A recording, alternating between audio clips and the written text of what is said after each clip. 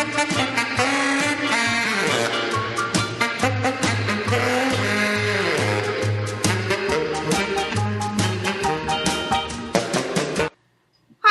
welcome to Honey Radio. This is episode number 7, and today we welcome a very special guest who I'm going to introduce in just a moment here. So, as always, we need to thank our sponsors, Bee Nectar Meadery and Scandal Brewing. Thank you so much for helping us put this together and make our scary dreams reality. So I'm going to introduce all the honeys that are with me today. I've got the Revenge Honey Linny. Hi. I have the Hardcover Honey Jocelyn. Hello. The Monster Honey Danica. Hi. And Supernatural Honey Suzanne. Hello. And with us today is someone who we're all very excited to welcome to our podcast, and that is Mr. Scott Derrickson. Hello. Hi, how are you? Good. We're so glad to have you here. Very happy to be here with the honeys. For those who don't know and have been living under a giant rock, Scott Derrickson is a director, writer, producer, and you may know him from such films as the upcoming Deliver Us from Evil, the spectacular Sinister, the super creepy Exorcism of Emily Rose, and the movie I loved, but nobody else I know did, The Day the Earth Stood Still. You may not know him as the director and co-writer of Hellraiser V, but I do. That's why I'm here. We're only talking about Hellraiser V, right? Actually, yes. That's what's happening. Okay, that was my understanding, so everything else is off. Everything else is off limits? I can do that. I can do a whole podcast on that. Of course you could, Kat. Maybe we should broaden it a bit. No, we will. So, because I'm in charge, I get the first question. So, all of your films thus far, including your short films, have been horror-based. What is it about horror that drew you in as a creator? It was a couple of things. I think instinctively, I thought I would be good at it, which I think proved to be true. And I think I thought I would be good at it because I have a pretty deep and serious understanding of fear. You know, I grew up very scared as a kid and have processed a lot of fear in my own life and continue to do so. And so, of all the primary emotions that you deal with in cinema, I think it's probably the emotion I'm most qualified to talk about and manipulate and try to evoke in the audience. There's also ideological reasons. You know, when I was in film school and I was thinking about trying to start a career and what kind of work I wanted to do, I also felt that the horror genre was obviously one of the easier genres to start in. When I met Robert Wise before he died, he had told, he started off in horror, also doing pictures for Val Lewton, and he talked to me about how it's really the most cinematic genre, and one of the great things about starting a career in it is that you get to demonstrate your craftsmanship as a filmmaker, what you're able to do in terms of controlling sound and picture. And I thought that was also very evocative. But for me, it was, in terms of ideology, it was a place where I could think philosophically through the work that I was making. That horror invited, for me, certainly supernatural horror, which is all I've done. Mm-hmm. And it invited. It's an open door to think about and talk about the metaphysical and the religious and the paranormal, and to do all those things without it feeling like it's philosophically weighted or without religious baggage. And those are the things that I think about mostly anyway. So those are the, I'm always thinking about death and morality and God and truth, and if you take those things seriously and you actually love the horror genre, it's a very nice marriage, really. Oh, I totally agree. I think that's a beautiful way to start. So I'm going to go back to your childhood, actually. Is there a scary story from your childhood that you'd one day like to turn into a film? The scariest stories from my childhood are nothing I would ever turn into a film. They're super private. Probably my most disturbing memory is a memory I've told 3 people in my life. And I think that the stories of our child, it's not so much the specific stories of our childhood that can make for great cinema, but the way that our childhood feels.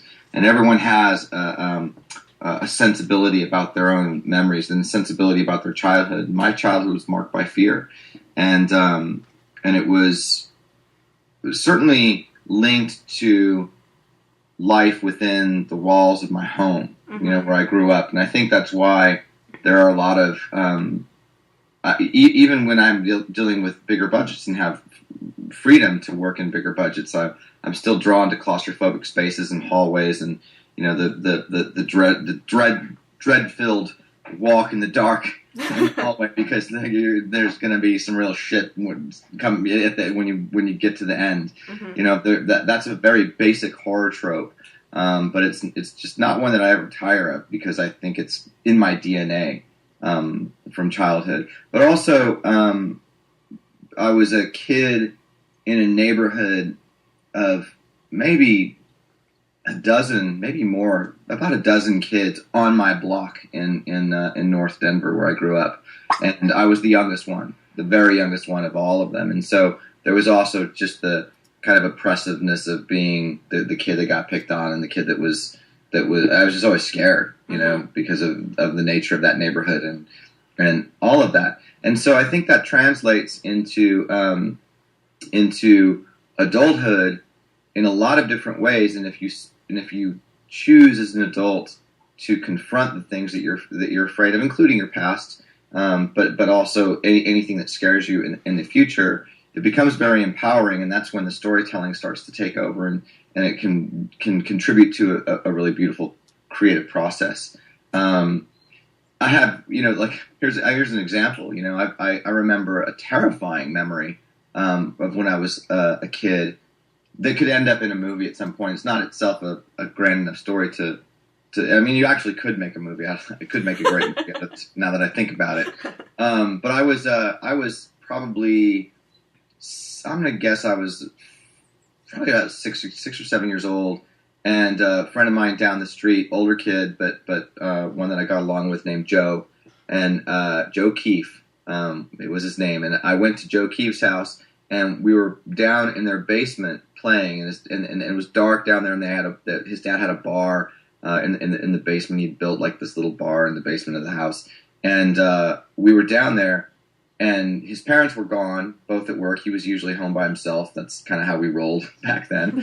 And a fucking robber broke in and started robbing the house. Oh shit! And so we were hiding. We were trying to hide in the house as he came down the stairs and was stealing shit. And I can swear on this, right? This isn't like a family show. And That's so so cute. And so I remember being absolutely horrified and thinking that, if he saw us or heard us, he would kill me. And I don't remember what happened to Joe or how Joe got out of it, but I was such a pussy that I gave Joe no backup at all. I waited for my moment, and I darted up the stairs and out the back door and hopped the fence and ran home. And I left Joe there. Joe was still in the house with the robber when I bolted. But he lived, so I think all right. And when I got home, I remember getting home and my mom saying, "I thought you were going to go over to Joe's house." And by that time, I'd gotten over it. And she still talks about this. That I said, "Yeah, I'm going to go back there when the robber leaves." and she thought that was hysterical until like an hour later, there were police cars and lights flashing down at the bottom of the street. Oh fuck! That sounds like a real coming of age story. Yeah. I went in, boy. I came out a man. Oh god. Okay.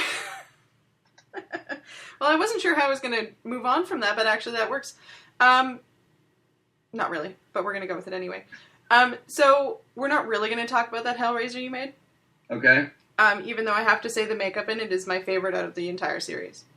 Oh, that's really great because Clive Barker didn't like the makeup in that, and I understood why he didn't like anything else about the movie, but I never understood why he didn't like the makeup. That was always befuddling. Yeah, the twins are just beautiful. I love them. Well, I think it was Pinhead. He didn't like the Pinhead makeup. I think that's what it was. It went through so many different incarnations over the course of the films that I would have to agree with him. Yeah, I am very proud of the Wire twins. I have the little action figures of those in my office. Oh, nice. They're so kind cute. of. I think they're the one. I think they're the one real contribution that movie made to the mythology of Hellraiser. I agree. Well, they do come back in a later film too. So. Is it wrong that I don't know that? No, it's totally fine. Okay. It's totally fine. I wouldn't have watched the other ones either. Yeah, so where's my nickel? I want residuals. So now that they're rebooting the franchise, how do you feel about that? Would you want another crack at it, or are you done with Hellraiser? Well, I'd be the wrong guy to do it. I think that it was a difficult choice for me actually to do that movie in the first place. When I first was approached about it, they were looking for brand new writers to do it, and when I first when I was first approached about it, I said I didn't want to do it because to be honest, I was never a huge fan of the franchise, and there had been 4 at that point. Yeah. I always loved Clive's film. I think the original Hellraiser is a really evocative work of art, and there's nothing else like it. I don't think there's another film in the history of cinema that you can really compare to the first Hellraiser. And for me, I always loved the moral focus of that movie. I felt that it was a profound film in a lot of ways. So I always loved that. But what the franchise had become just wasn't really of interest to me, and it shouldn't have been. It's okay. Yeah, it just wasn't. It wasn't my thing. And to be honest, I'm just not I'm not a huge gore fan. I just never have been. It's not the kind of horror that I gravitate to. I certainly have the stomach for it. It's not like it puts me off, but it's not. It doesn't turn me on either. So it was just not the kind of thing I thought I would do. And then when I came up with the concept of trying to do this kind of faux noir movie that ended the way that movie ended, I hesitantly took a meeting about it, and they got it was Dimension at the time, and they got very excited about it, and the rest just kind of happened. So how do you feel about the new one? Do you think it needs a remake? Oh, yeah, that was the question, right? That's okay. That's why I'm here. Yeah, okay. I usually come back around to things. I wander off in the woods and just sit down. That doesn't happen very often, but I sure did it there. So I think that I think it's a great movie to remake. Honestly, I do, because I think that because it's such an effects-driven film, and always was. It was a progressive makeup effects movie at the time, and it certainly merits the upgrade. Technically, in the same way that Evil Dead did. But I also think that some filmmaker, the right filmmaker, I think, could bring an extremely powerful sense of mystery and wonder to that remake. That's what I would hope for. Because to me, part of what was so compelling about Hellraiser was that it was always as much of a sci-fi mythology as it was a horror mythology. And these dimensional travelers, and there's just a lot of depth to it, and I think that in the hands of the right filmmaker, it could be a new discovery, because audiences haven't seen anything. They haven't seen a horror film with balls that big in a long in a very long time. Yeah, no, people don't make things like that anymore. Yeah. They're unmakeable. And so if somebody would actually spend the money to do it well and hire a filmmaker who had true ambition and skill, I think it could be awesome. It's certainly a movie I would want to see remade well. Awesome. Yeah, us too. It deserves it. It's about time. So your filmography has taken shape as one that pays a lot of homage to real life events. What are the responsibilities of writing a dramatization of a true story? Especially a really well documented one, like I'm going to refer specifically to the West Memphis 3.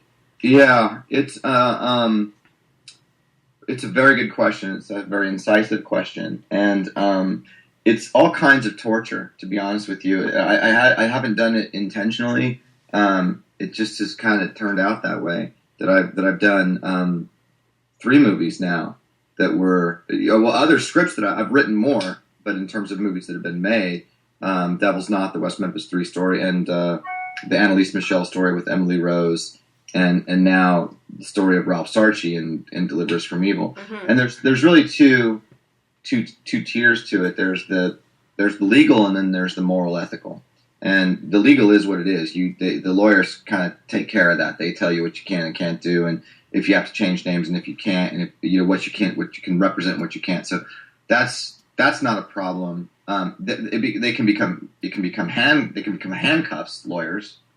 They are handcuffs all the time, but that's just part of the process. If you're gonna work if you're gonna tell a true story, the bigger dilemma is just the personal, moral, and ethical, because the law and the protection of the studios actually leaves a tremendous amount of freedom to represent things the way you want, depending on how willing you are to fictionalize names and things like that. But that doesn't change the moral obligations that you have to the real people involved. Mm-hmm.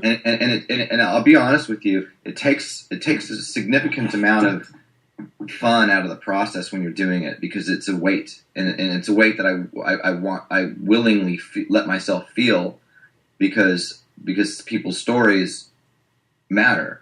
And I'll just, I'll talk briefly about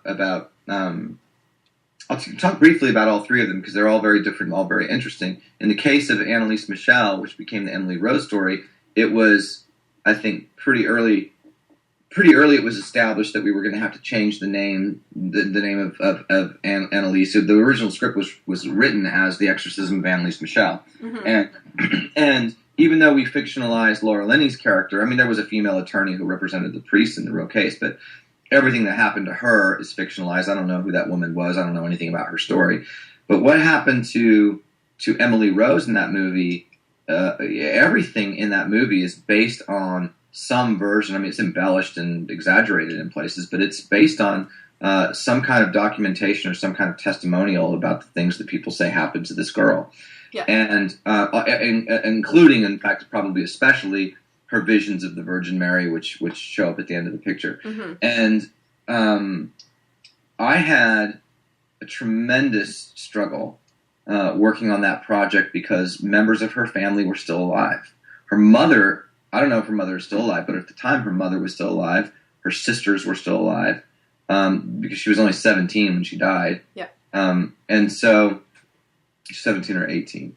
But I really struggled with that, and I had lots of documentation of the family that was given to me by the author of the nonfiction book that was our source material that I optioned. And in the end, for that one, I ultimately determined, because I don't think the family wanted more exposure. They were, not that they were embarrassed by it, but it was certainly, I'm sure that making the movie opened up old wounds for them. I can't imagine that it didn't. It certainly drew global attention to their little Bavarian world, mm-hmm. Attention that had really never been there, because the case was never a big famous case. And for me, it was the writings of Annalise herself, because her journal diaries talked about how she really believed that the purpose of all of her suffering and the reason all this shit was happening to her was that her story would one day be famous and would be known all over the world. And she had absolute conviction about that. And in the nature of those writings, I don't think she was seeking it. I think she actually just thought that was going to happen. And so for me, I ultimately decided that I had a right, and in fact, maybe even a privilege of honoring her own short life and death by telling a story that she wanted told. And so I let that overrule the feelings or the concerns that of the surviving victims of that story. And that was not an easy decision for me to make. But it's one that I made, and I'm content that I did it. The West Memphis 3 case, however, totally different situation.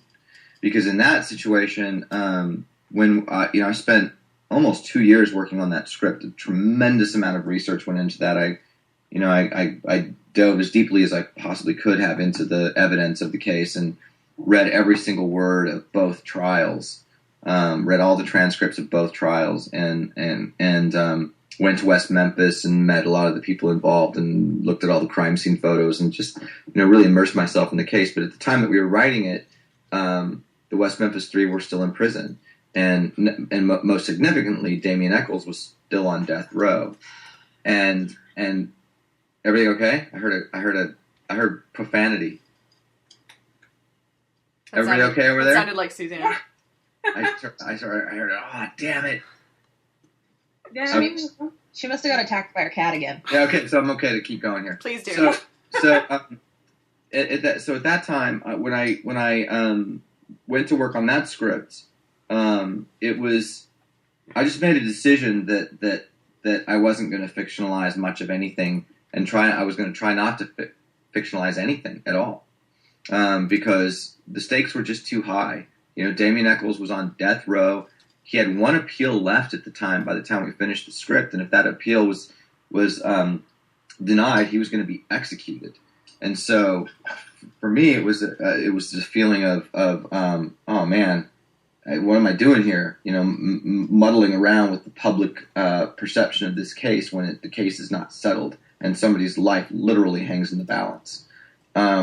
And I called Damien Echols' attorney a few times, and they didn't want the film made. And at that point, I decided I was working on the script. I was under contract to write the script, but I also was attached to direct the script. And I did decide at that time that if I did not ultimately have Jason Baldwin was very, very much for the film, as was Jesse Miskelly, but Damien was not.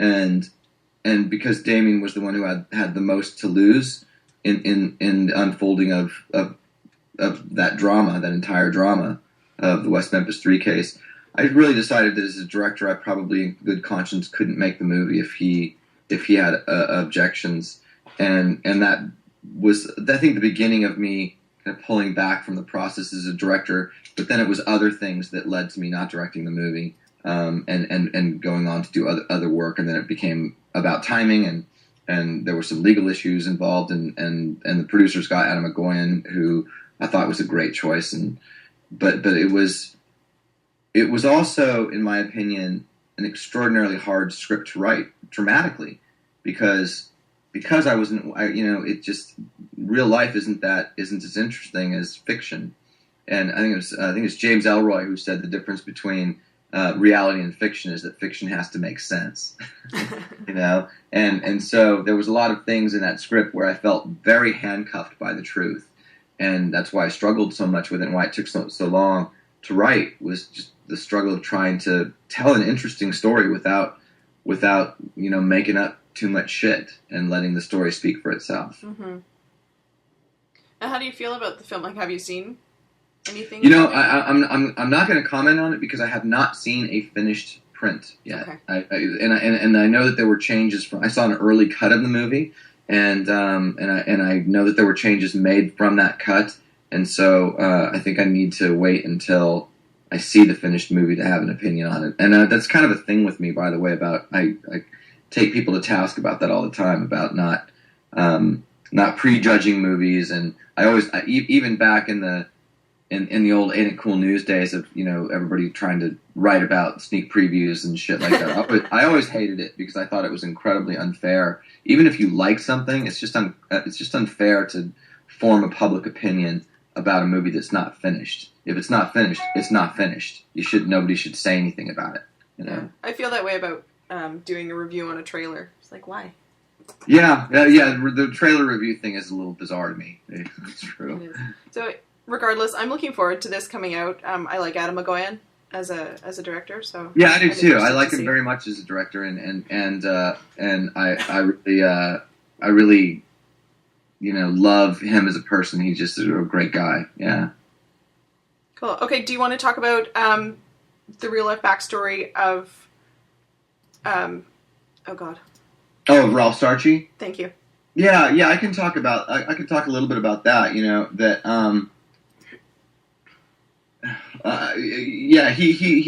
is a fascinating individual, and the way that I came upon his story, I wrote the first draft of the script in 2004 for Jerry Bruckheimer, and Ralph Sarchie was the guy who handed me a photocopied, out of print draft of The Exorcism of Emily Rose, the nonfiction book written by an anthropologist. Mm-hmm. And so he was the one who introduced me to that story back in 2004. So it's been a long road telling Ralph's story, and I don't want to get into too many details because I don't know what I'm supposed to say and not supposed to say from this with respect to the studio and the movie and everything. But I will say that Ralph was the pleasure of working on this movie when it comes to the true story is that Ralph and his family all gave their blessing to the movie, and Ralph in particular was involved all along. He was on set most of the time, and he was our actual police advisor. Not even so much an advisor for representing his story, but he was our official cop advisor to show our actors, like when Eric Bana and Joel McHale would clear a room as cops, he would be the guy to show them, here's how you do it. One guy stands here, you drop your shotgun down, the other one crosses, then you got to check here. He was the guy who showed everybody how to be authentic NYPD undercover cops. Awesome. That makes it so much better. I hate it when nobody knows how to do their shit.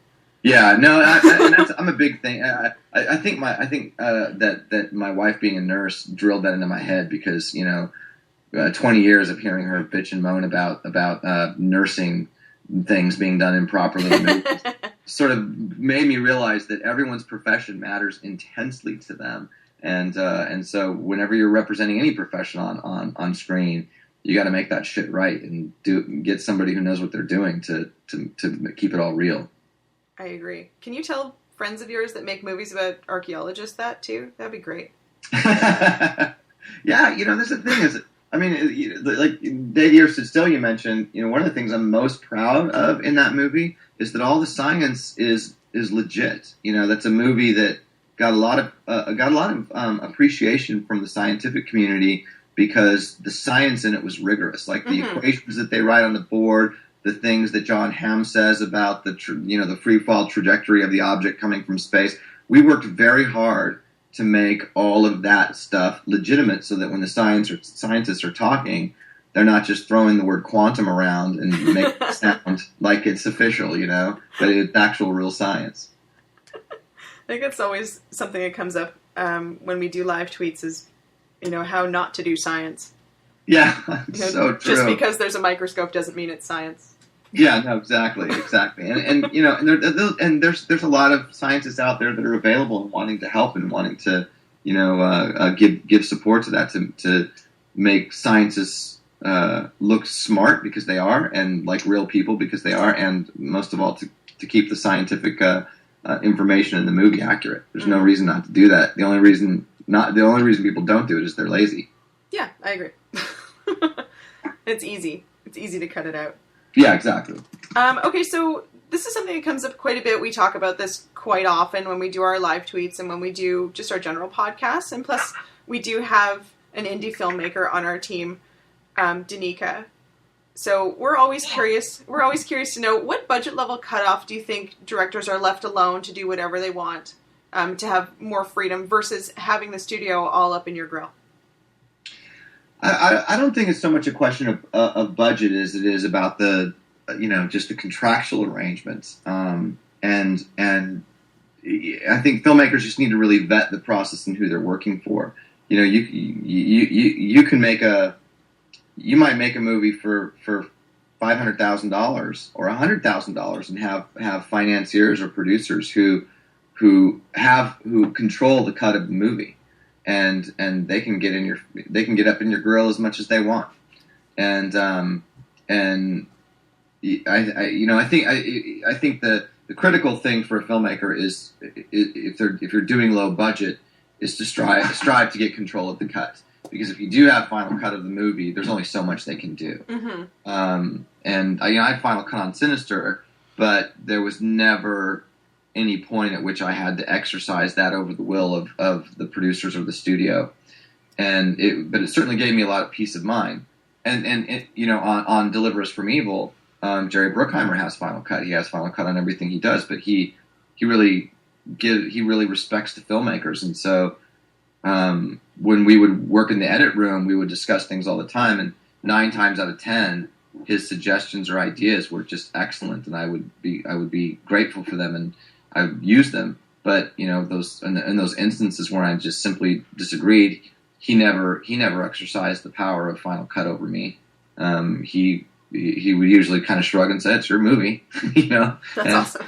He's great. I love him. And so I think that in general, it's more about that and about deciding and about knowing who it is you're working for and what the process is. It's like because I think that I'm not a filmmaker who is only interested in working from a position of absolute power and control. I'm very interested in deeper collaborations with people that I respect. I would love to make a Marvel movie. I would love to work for Pixar, because those are two companies that have a creative process that involves a lot of people and a lot of patience, and their batting average is better than any other production companies in the history of cinema. And I think they've figured something out about movie making for their kinds of movies that's really great. And it doesn't mean that the directors don't have control or don't have aren't the helmsmen of those movies. They certainly are. So the answer is it has much more to do. The issue is much more about personalities, expectations, creative tastes, all of that than it is about budget. That said, at the studio level, when you're talking about working for a studio, I think that once you go over $30 million, you're going to have a lot more eyes on your movie. You're going to have more hands on your movie because there's a lot more at stake for the studio. Mm-hmm. And I think that when a filmmaker when a studio film is under that window, there's a comfort level that people feel where if they trust you as a filmmaker, they're not going to micromanage everything that you're doing as long as it's looking good and it seems like it's going well. When it comes to independent cinema, I think that probably has everything to do with what I had just said. Whether or not you have final cut, and are you working with people who are there? Are you working with people who are there to try to control the process, or are your producers there and the financiers there to protect you and get you what you need to make your movie? That was certainly the case with Sinister. Jason Blum he'll say very openly he's not a creative producer. It's not what he does. What he does is he creates a window of protection so that a talented filmmaker can come in and make exactly the movie that they want to make. And that's what I did with Sinister. It was awesome. It was an incredible experience. That's awesome. That actually rolls into where I want to go next. A couple of the honeys actually last night rewatched Sinister. And I have a few questions about Sinister that I'd like to pose. Shoot. So Danica is curious about the score. Did you have any direction or hand in what the composer was doing? Because the result is amazing. Absolutely amazing. Yeah, the music in that movie is pretty fantastic. And one of the things that I think one of the things I have to say before answering the specific question is that I think it's virtually impossible for anybody who wasn't working on the movie to know exactly where the delineations are between pre-recorded music, score, and sound design in that film, because they're always overlapping.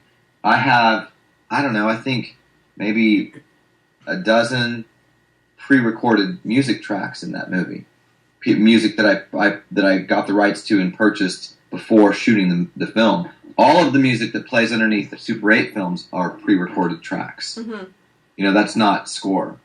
And the sound design is so weird and atmospheric and strange that sometimes it really it blends with the score. And there are places where that was deliberate because my sound designer, Dane Davis, and my composer, Christopher Young, were constantly swapping materials. And so they were kind of building pieces of that together rather than just competing with each other, which is what is more typical. Sound designers build their tracks, and separately the composer builds his, and then in the mix you kind of have to choose. And I didn't want to do that on that movie, so those two worked together to decide ahead of time where the music was going to hand off to the sound design and vice versa. Chris, who I'm doing my third film with him now. We're working on the score for Deliver Us from Evil right now. We're finishing it, and Chris is a genius. I mean, I do think that he's probably pound for pound the best horror composer in the world. He did the original Hellraiser. He wrote my personal favorite horror score ever written, which is The Grudge. I think the score for that movie is the best horror score that's ever been done. I use it for temp tracks in my movies all the time. I think it actually annoys him because for both for Emily Rose and Sinister and Deliver Us from Evil, there were a lot of grudge tracks in the temp track, and I think he's getting sick of it. But I in the case of Sinister, he didn't want to hear any temp track. He didn't want to. I told him I wanted him to do something different. I just told him, I said I want an electronic score. We don't have the money for it to record a big orchestra anyway, but that's not what I want. I want something more gritty and industrial. And I just gave him a couple of audio references, and then when I played him the movie, I left the pre-recorded songs in there, the tracks that played like during the Super 8 films. That stuff was in there, but I left all the temp out. And so he had a blank slate in his mind, and then he went away and started by recording, I think a few hundred samples of sounds and little musical ideas, little pieces of that electronic palette that you hear in the movie, the musical electronic gritty palette. And he sent me these links with hundreds of sounds on them. He said, just tell me which of these sounds you respond to, which of these little musical nuggets feel like the movie.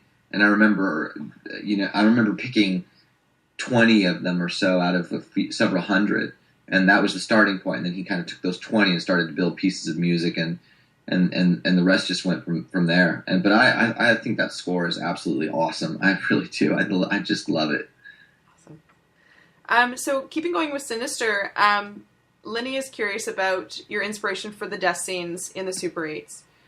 They're super minimalist, but super, super terrifying. And you're asking about inspiration? Yeah. Different inspiration for each one of them, if I remember correctly. There was it's a couple of different things. So I'll start by saying that because this is a horror show, I'll throw out one of them. I'll throw out the most obscure reference for that film. I mean, obviously, Brian De Palma's Blow Up had a big influence on that movie, and visually, Clute had an influence. Those are visual influences on the movie overall. But when it comes to the murder films, and when it comes to what is ultimately the reveal in that movie, I was very influenced by Cargill's, my writing partner Cargill's suggestion to watch Devil Times 5, a very weird 70s exploitation film about 5 kids who were killers. And Leif Garrett plays one of them when he was like 9. Oh shit. Yeah, it's not a good movie, and yet when you're watching it, there's some quality to it that is kind of awesome. And that certainly informed the approach from the beginning. Then it was for the opening scene, for the hanging scene, the main inspiration from that was a nightmare that Cargill had. In fact, the concept of the movie came from a nightmare that Cargill had the afternoon after he saw The Ring. He saw The Ring, he went home and took a nap, and he dreamt about a guy going up into his attic and finding a box of Super 8 films that had murders on them, and he put the first one on. It was a family being hung. That's all true. That was all in his nightmare. And and the look of it was of that one was inspired by Tarkovsky's Stalker. There's a weird the weird green shrubbery and the kind of surreal, bizarre placement of fog and mist within the frame. That was inspirations, and those were inspirations. And I spent weeks looking for the music tracks, and I designed the scenes around the specific tracks. The barbecue one was mostly there wasn't any real source idea for that one. It was more the music, I think, that I wrote that scene to. It's the weirdest music, and I just those images kind of came to mind. The lawnmower one, again, there was no inspiration for that. That was just one of those that just came together surprisingly well. Now, I'm going to stop you really quickly because, Linny, you wanted to say something about the lawnmower scene? Yeah, I have to say, okay, I saw The Happening in the theater, and I remember laughing my ass off at the lawnmower death in The Happening.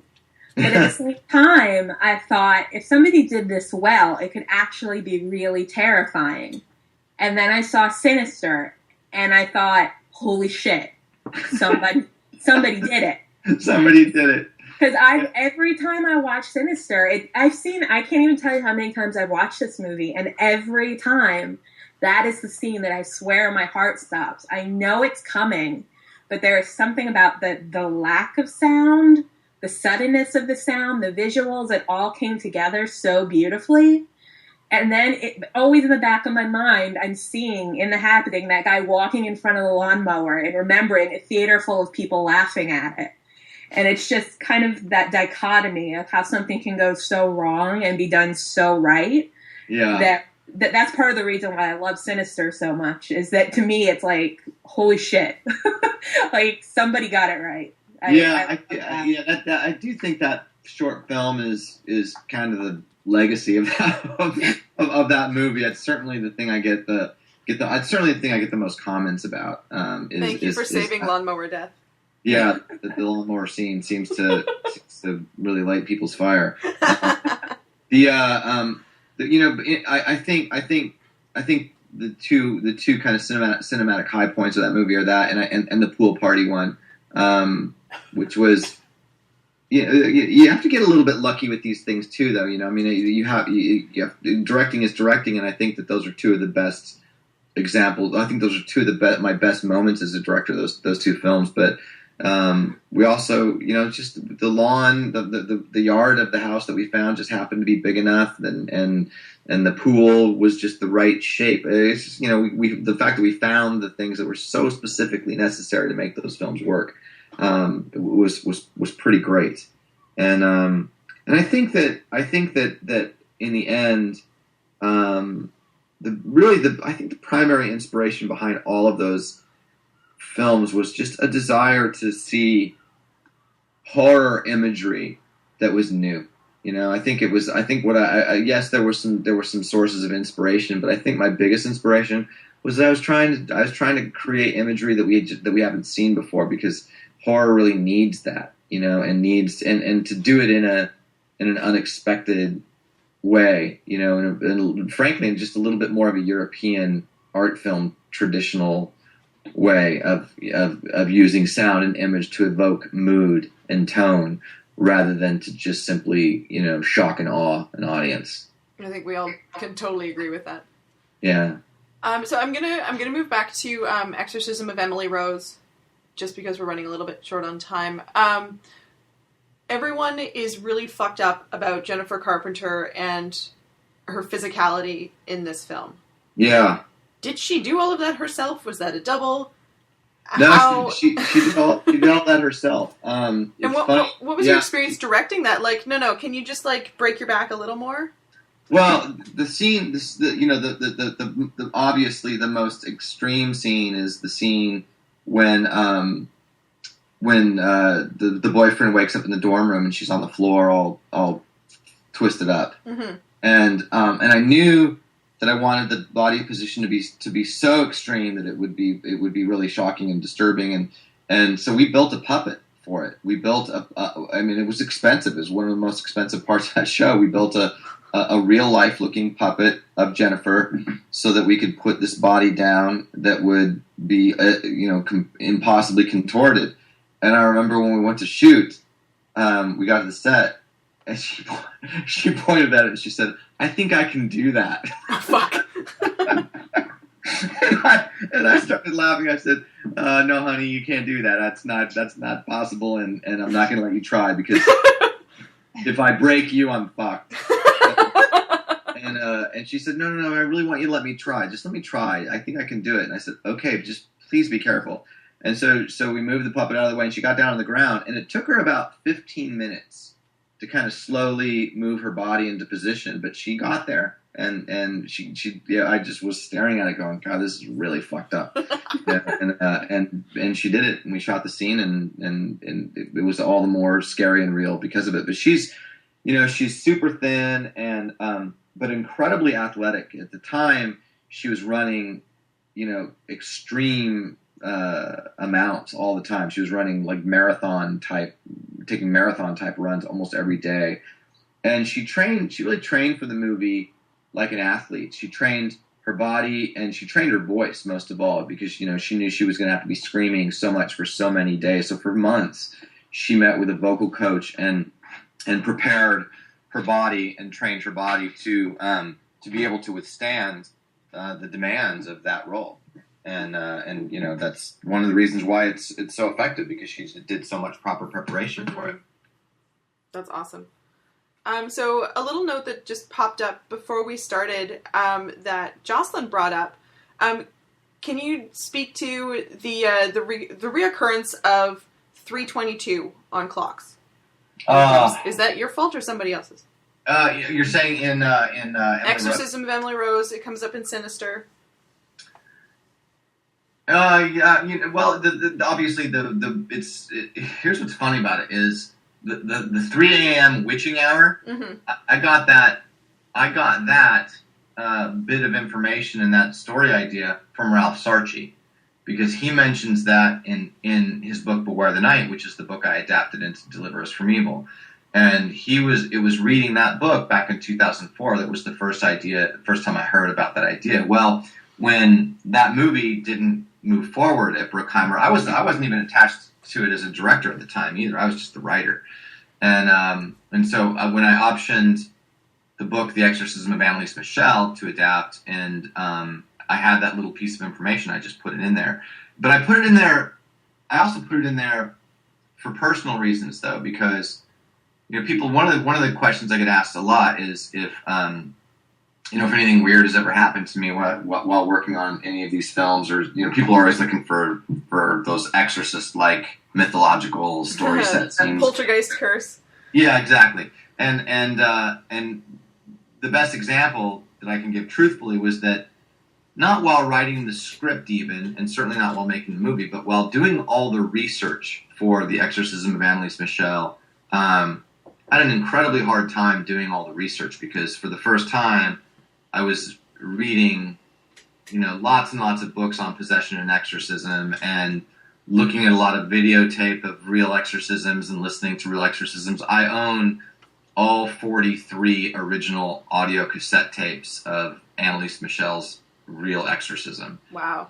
So I was listening to all that shit, and it really fucks with your head. That stuff, if you're in it, and I won't do that again. I read too much and looked at too much and listened to too much for too concentrated a period of time. So during those weeks, I started to feel really oppressed, and I knew about this 3 a.m. witching hour thing, right? So I knew that this was the deal. It wasn't in the script at the time, or maybe it was once. But while I was doing the research, I started to wake up at exactly 3 o'clock every single night. Every single night. It got to the point where I'd be dead asleep, and then, bing, my eyes would just pop open, and I'd be like, fuck, I'm going to look over at this clock and it's going to say 300. And I would look over, and sure enough, it would do it. And every time I would do that, I would die a little bit. You know, it was like it started to feel, and then I'd start hearing. Then I would start hearing weird noises in the house. I would start hearing, you know, what I thought were, you know, cabinets shutting and, you know, the creaking of the floorboards in the house. And then so I'd get up and I'd walk around the house all freaked out, and just my head was messing with me. And of course, nothing ever really came of it. But that's why I put that scene of Laura Linney waking up in her apartment. I eventually just was like, well, this is really scary. I think I'm going to write a scene about this. You know, so in The Exorcism of Emily Rose, when Laura Linney wakes up at 3 a.m. or at 3:22 a.m. or whatever it is, and she gets up and she goes, you know, through the hallway and into the kitchen, and then the front door is just open.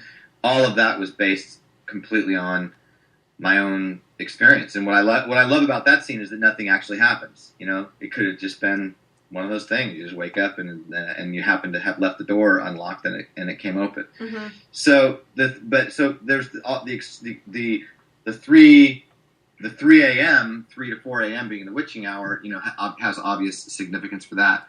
3:22. Why 3:22? I have no idea. To be honest with you, until you said that, I didn't realize that I had used it that many times. And in Sinister, I just remember, you know, it must be a subconscious thing, because in Sinister, I still remember being on the set and them asking me what time they should set the clock. And I thought, I want it to be between 3 and 4. It should be during the witching hour, so I just said 3:22. But apparently it means something. I'll let you know when I figure it out. There we go. Scripture myth debunked. Yeah, there you go. People think it's from a scripture? Yeah, that's been mentioned. Which one? Whatever 3:22 is. Whichever 3:22. I don't know. No one's ever said, "Oh, it's this specific book," and blah blah blah. It's a scripture reference. Fuck! I wish I'd have known that. I never would. I would have gone with the scripture reference. Maybe look for one. Maybe there's some satanic reference at a 3:22 somewhere. You know, Romans chapter 3 is quite a book. So here, I'm going to look it up right now. I've got a Bible right here on my desk. So let's see here. You know, that's how you know I'm serious. I've got a Bible right here within arm's reach. Because 3:22, I think, is a significant. Oh, goodness gracious! No, you know what the significance of this verse is?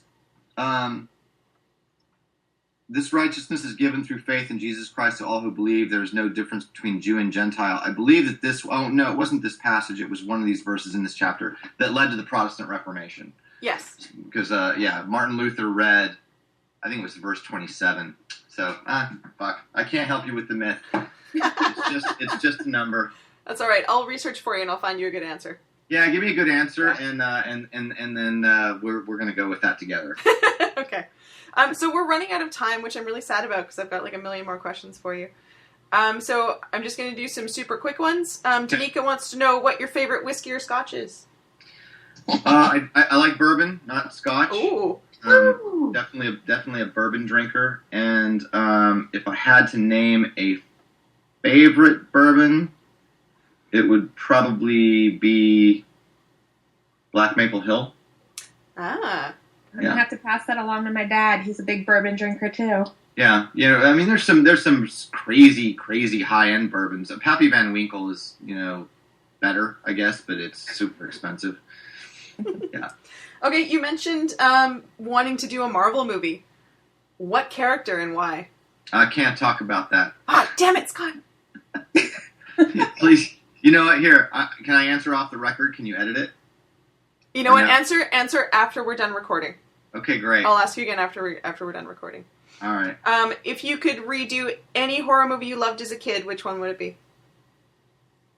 Motel Hell. Nice. I'm completely, totally serious. And who would you put in it? Joel McHale. That's awesome. Who doesn't want to see Motel Hell starring Joel McHale? Yep. And it rhymes. It's meant to be. It's meant to be. Okay. The trailer from Deliver Us from Evil is out. Can you describe how you feel about this movie using very small words? It is great. Okay. If Deliver Us from Evil could be a small furry creature, what would it be? If it was going to be a small furry creature, it would be a... Let me think for a second.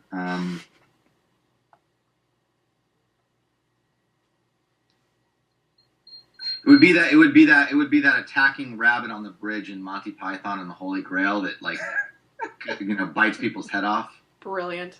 Yeah. Brilliant. You will soil your armor. Yeah, that's right. It's a rabbit, isn't it? Oh yeah. Okay. The rabbit's dynamite. Yeah, that's right. Can you say anything about the status of Sinister 2? It is a movie that is going to get made, and I have my writing partner Cargill and I have written the script, so the script is written. Awesome. Yeah. And now I've completely fucked up my order here. Does anyone have any questions for Scott? No, Scott. Do you have anything that you want to say? Oh, do I have any questions? No, anything that you want to say that we might not have asked you. No. This feels very complete, and they were excellent questions. I really enjoyed this. Awesome. Yeah.